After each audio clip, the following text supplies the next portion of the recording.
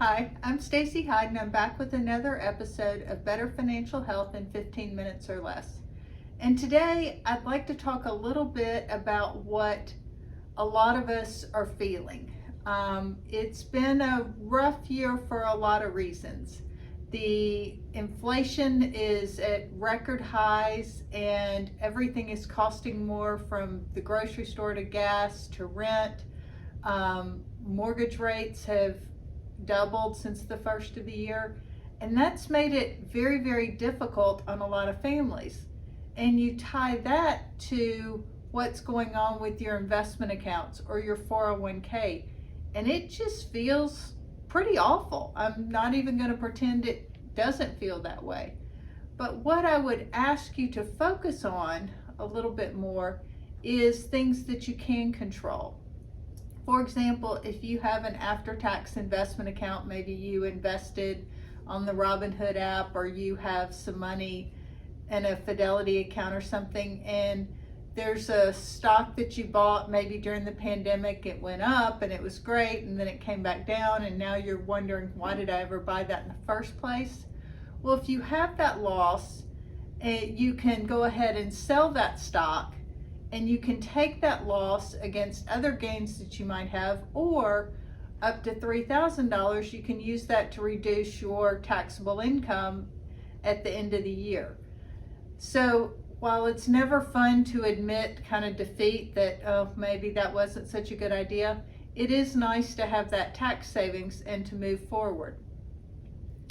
If you've got investments in an IRA, those losses are not going to help you. But if you wouldn't buy that same stock again today, go ahead and sell it. And our advice generally is to not gamble with your investments. And buying individual stocks, while they can pay off very well, it's more like gambling for most people. And we encourage you to buy broad investments that take advantage of big chunks of the market: large cap stocks, small cap stocks, mid-sized company stocks, international, emerging markets, fixed income. We generally recommend higher quality fixed income. And you can do that, and you can have a diversified portfolio by owning 5 or 6 index funds or exchange traded funds. And that's really going to give you the best chance going forward of sort of matching what the markets are doing, but without taking outsized risks. Because when you own an individual stock or a sliver of the market, say a sector, you are increasing your chances that it could go up, but you also are increasing your chances that it could be catastrophically bad. And the markets have enough risk without wanting to take unnecessary risk.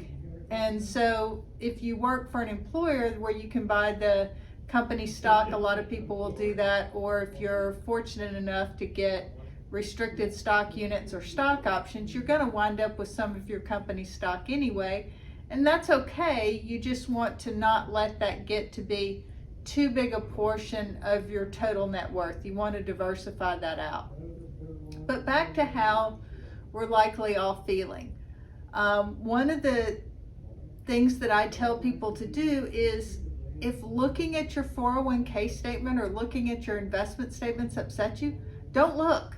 You know enough, you're a smart person, you know enough by just listening to what's going on in the markets to know that it's likely down. If you picked those investments, you picked those funds with the thought of, I just am going to need this when I get ready to retire, and you're 2 to 30 years away from retirement, it's really all noise at this point.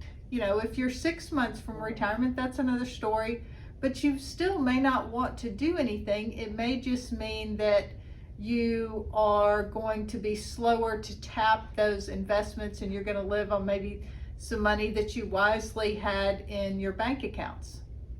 So that's what I want to get to there, is try not to focus on what is going down and what is bad. It doesn't help.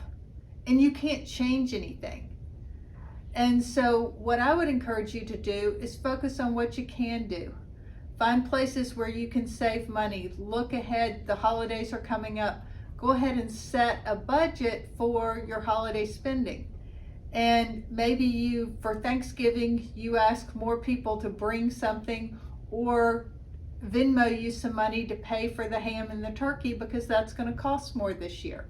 So if you plan ahead for those things and ask other folks to pitch in and help, that can really help you with your overall situation. And you're not, because the key thing about Thanksgiving, it's my favorite holiday. Everybody's together. There's generally not any drama. It's just food and some football and, sitting around in a turkey coma later in the day.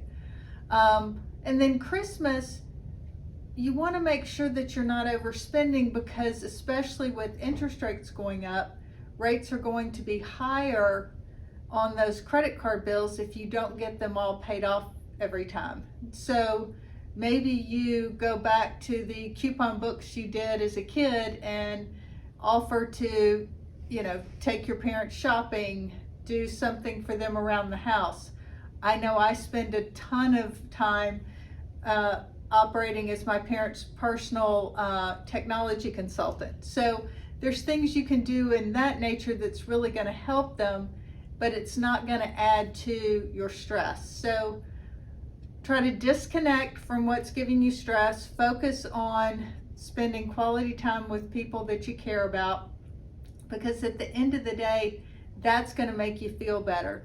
And focus on getting outside, enjoying this cooler weather, and spending time with your friends and family. On that note, this has been another episode of Better Financial Health in 15 Minutes or Less, and I'm Stacey Hyde.